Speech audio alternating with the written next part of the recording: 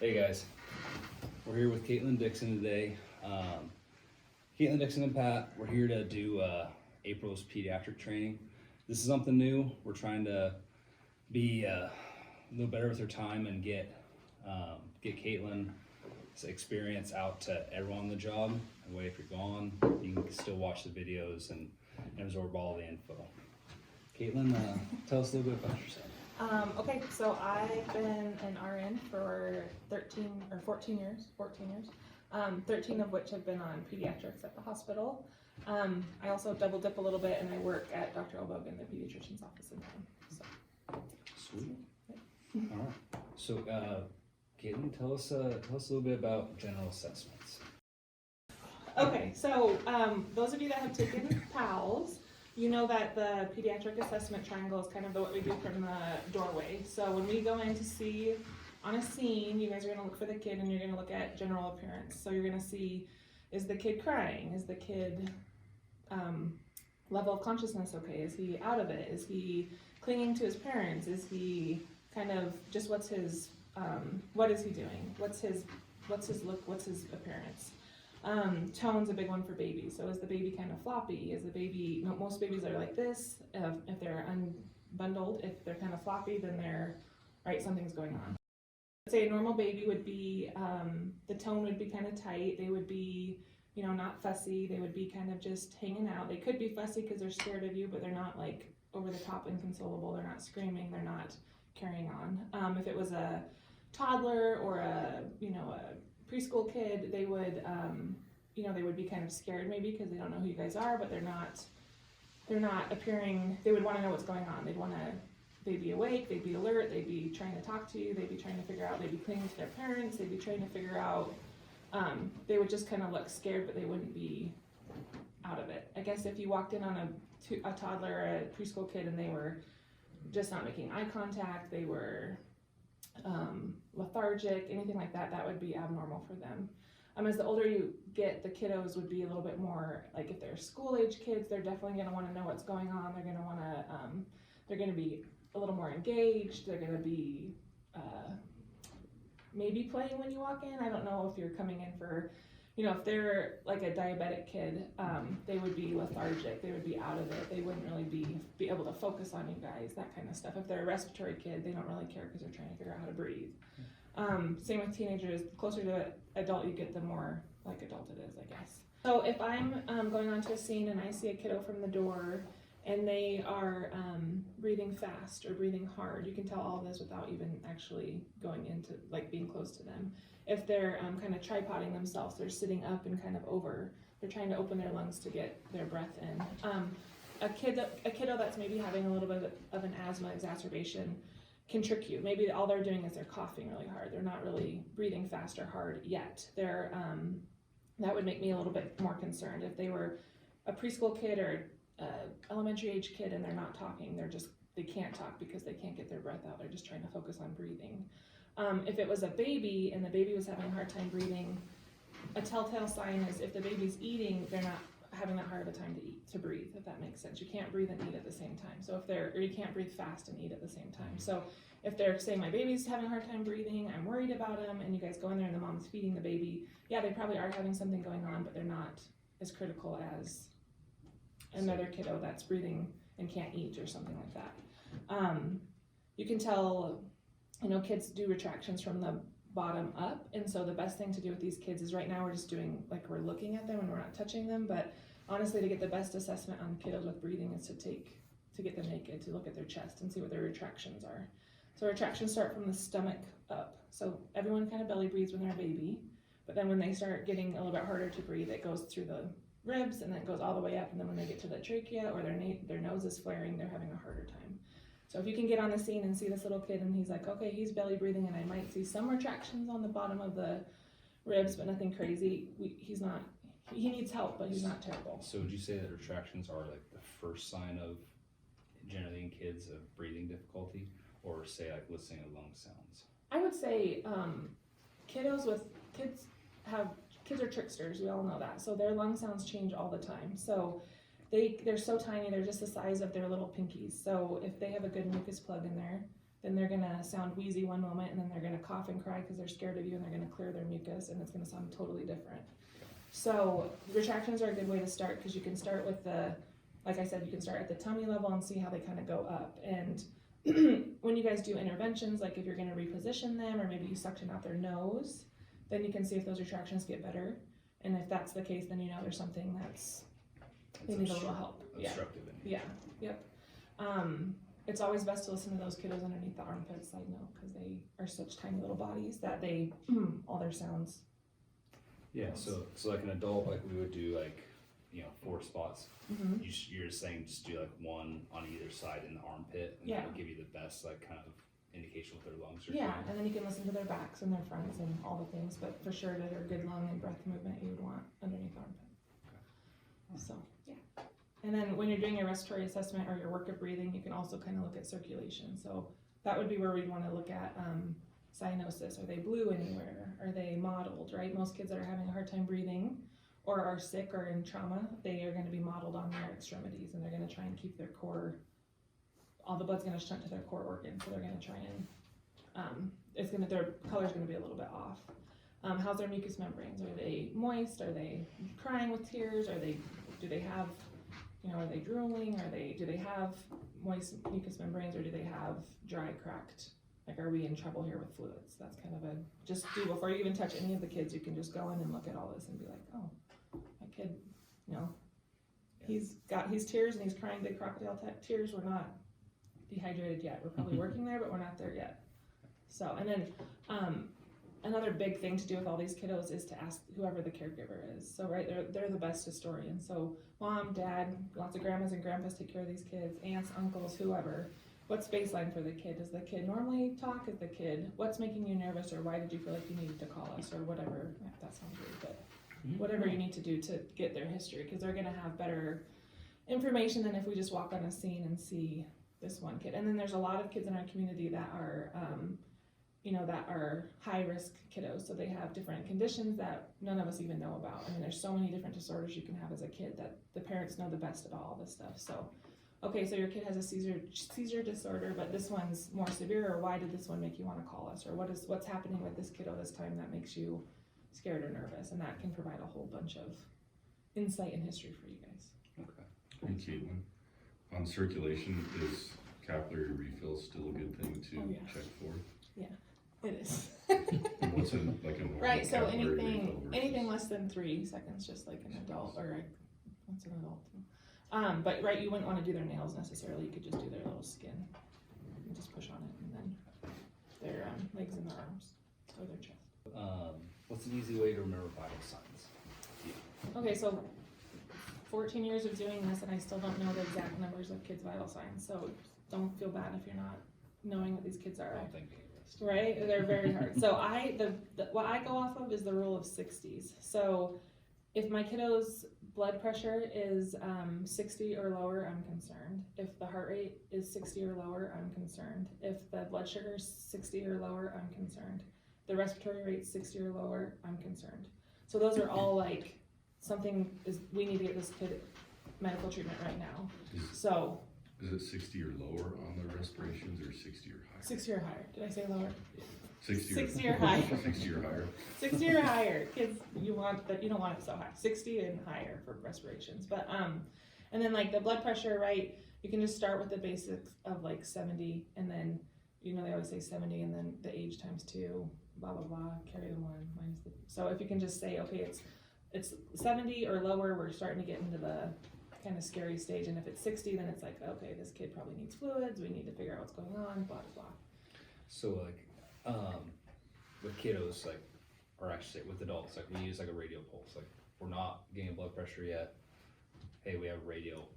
We're not in a bad place quite yet. Yeah. Can you do the same thing with brachials, or would you do something different? Like, hey, brachial's good. We're okay-ish right now. Yeah. No, I would check brachial. I mean, obviously, I'd always check. I would check brachial or femoral. Or when you're listening to those lungs and you can just sit there and they think you're listening to them breathing, you can be counting the heart rate too and making sure it's okay. And then it's kind of not a bad idea to check brachial pulse and a radial pulse if you can get it. Like on those little babies, you're not gonna find it, but like on a toddler or elementary age kid, if they let you, you'd be able to maybe check and see if one's, you know, if they're matching up or not. Sometimes with these little kids with, you know, if they're babies and they have, you know, they get discharged from the hospital and we're talking like a few weeks old, they might have a heart condition that no one noticed. And so they might be pumping just fine on the top, and on the bottom they're not pumping so fine. So that would be a good thing to make sure you're checking pulses in a couple different areas on kids. Okay. That they match. All right. How, as far as asking questions for kiddos, how would you do that based on their age? So with kids, you always want to make sure that you don't want to lie to them, because they can smell it out like nobody's business and they will turn against you. But you want to make it very age appropriate. So right, we don't want to say, I got to give you a little poke. A lot of times people say with like the blood pressure, I'm going to squeeze your arm. That's scary to kids. They don't want to squeeze. So I'm going to hug your arm. Or, you know, did you watch this on your cartoon? Or have you ever seen, like, just trying to relate it to whatever they're into. If they're babies, obviously they're a little more easy to do stuff with, because they might cry, but they're not gonna fight you. About, I'd say 9 months to 2.5, they have major stranger danger, so they're gonna cry about everything. But you know, a crying baby is better than a non-crying baby if there's a scary situation, in my opinion. So the older they get into preschool age, you just want to make sure you're using good, you know, you're telling them what's happening, but you're not giving them too many details. You know, you don't ask permission, you just say, I have to take this for you, I have to this is gonna make you feel better, you know, you gotta make sure you're not sick, or however, so they can kind of relate to it. And then as they get older, like elementary age kids, you know, they don't wanna be lied to, so just being very honest. Yes, I do have to start an IV, this is gonna give you medicine, it's gonna be a little pinch, but you can hold mom's hand right now the whole time, or whatever you need to do, and as long as you can kind of give them what's going to happen in small little steps, they usually do okay.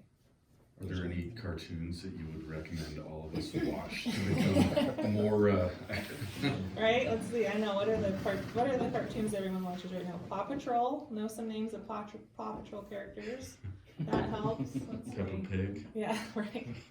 My kids used to watch Doc McStuffins, but that's not a thing anymore, so I don't know.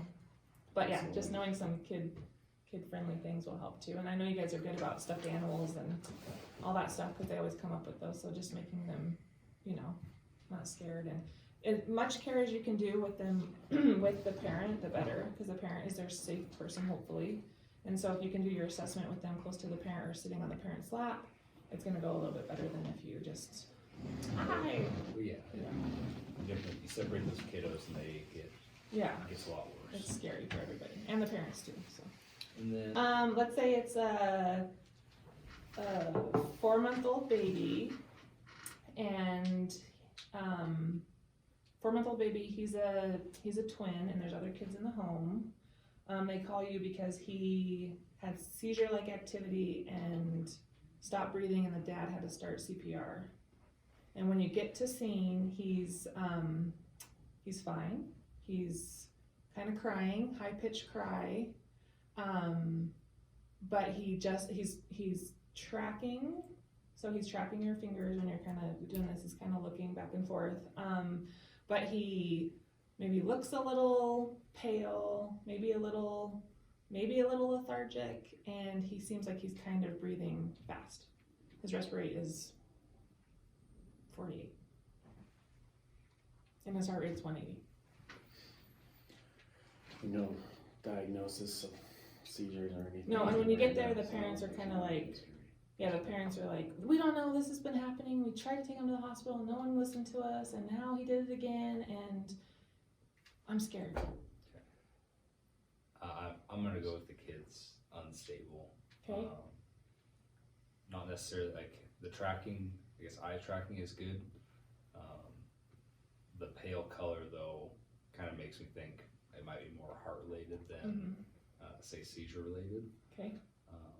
So yeah, I would, is a kiddo like on a cliff edge? Potentially, yeah. But yeah, I would get them going to the hospital. So right, this is what's so hard about it, because, right, like this kid, this is actual case too, by the way. So this kid, you walked in and everything kind of is heightened, the family's freaked out, the kid just doesn't look, he looks okay. I mean, he's not terrible, but something about him just looks kind of off. So I wouldn't say he's unstable, but I wouldn't say he's stable. So he's right in the middle of it, right? He's breathing a little too fast, he's pale, he's got this high-pitched cry, like he's hurting, and things are just a little bit weird with the family.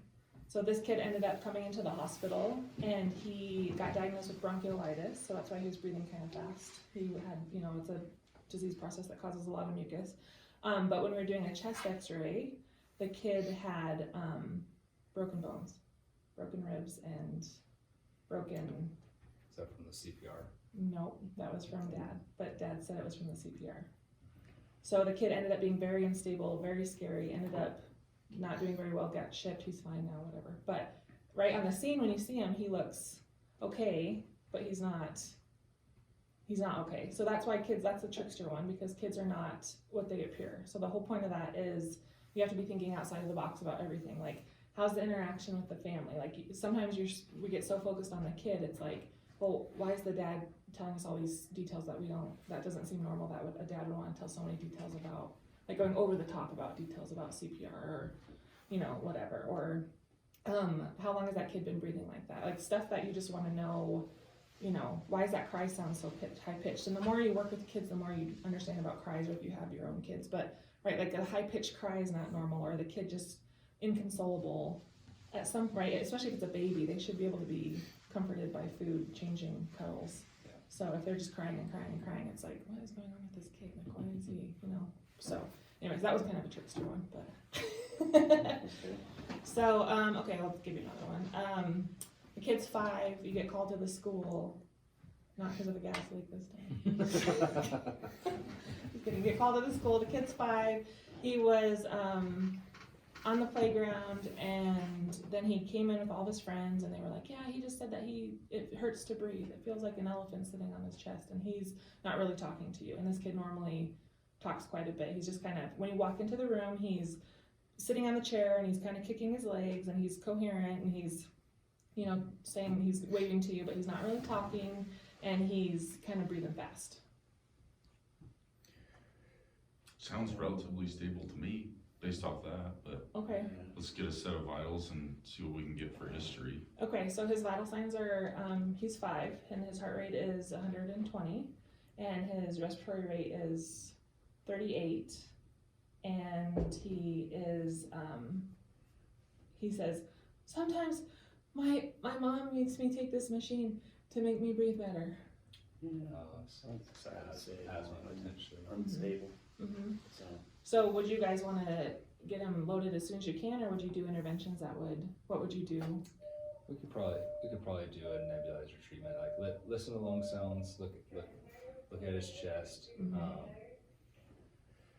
do those type of things. But I would say get a hold of mom, and then start an albuterol treatment. Right. and that's something that, whether or not he carried his own kind of inhaler, it's like they just forget it that day, like monitor all that. Right. And, his, allergies and such before he missed or something. Yeah. Yeah, yep, right, so he's not unstable by any means, and you guys can definitely do interventions right then to get him treated. Does he probably need to go to the hospital or his doctor's office? Probably. I don't know how you guys determine that. I mean, if it's a kid, you probably all bring him in, right? Well, it's all based on parents. So paramedics have determination whether it's verbal or like we can call them and say, yeah, please take him to the ER. I'll meet you there, or hold on. Yeah. I'll be right there, and then we can make that determination then. Right. So kind of those are the two general, or they sign a refusal. Yeah. Oh. And then they take them to either their pediatrician or to the ER themselves. So yeah. So right, like let's say that was a different case and you walked in and that kid was, well, right, obviously it's hard because I don't know what you guys walk in on because you guys clean them up before I have to take care of them.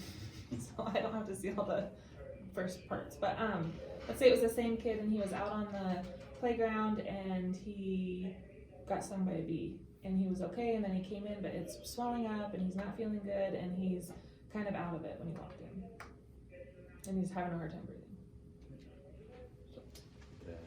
I mean, you're thinking anaphylactic response, so unstable, and you probably look at giving him some Benadryl, Right.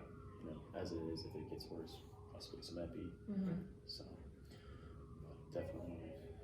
Yeah, so, I mean, you guys are all pretty good about triaging that stuff, but, right, kids are stable till they're unstable, and they're just like the analogy of an adult, or of like adults are kind of like hot air balloons, and kids are kind of like airplanes, so the kids kind of like compensate. They don't think, they're not that scary, and then all of a sudden they pop and they just dive and they're gonna crash. And adults, you're gonna have more time. If they pop, they kind of, oh, you can intervene. If kids get to that tipping point, it's bad news bears. So if you can try and get them to not get to the tipping point and intervene before it gets too bad, it goes better for you. Is there any other questions on assessments? Can you go over just some maybe, assessments of like pupils and Oh, yeah. that type of? So they're just like adult pupils, right? So like, are they reactive? Are they? I don't honestly do pupil assessments too much on kiddos that are awake and conscious, because I mean I am doing it, but I'm not doing it because they're fine. So like when I would do a pupil assessment, it would be like when our kiddos have DKA, which is diabetic ketoacidosis. When they are first diagnosed with diabetes, they usually are diagnosed because they go into DKA, so their sugars are so uncontrollable, they get into ketosis. Sometimes it can cause them to have seizures, or they can go into like a coma, or all these bad things. So if I have a kiddo that I come in and they're just kind of out of it and lethargic, the first thing I would do anyways is check a sugar, but then I want to check pupils. Are they reactive? Are they, are they responding to light? Anytime a kid's unconscious, I would want to know like what's going on in there, just like an adult. They're not too much different. That kiddo that we talked about earlier, that was the abused kiddo, he ended up having normal pupils for me my whole assessment, the whole day I was taking care of him, but when they got him down to Denver, he had hemorrhage in his retinas, and so that's from shaking. And so that was something I couldn't see. You can't see that unless you're, zoned in on it. And so, I mean, you can have an abnormal exam without actually seeing it, so just keep that in mind too. Cool.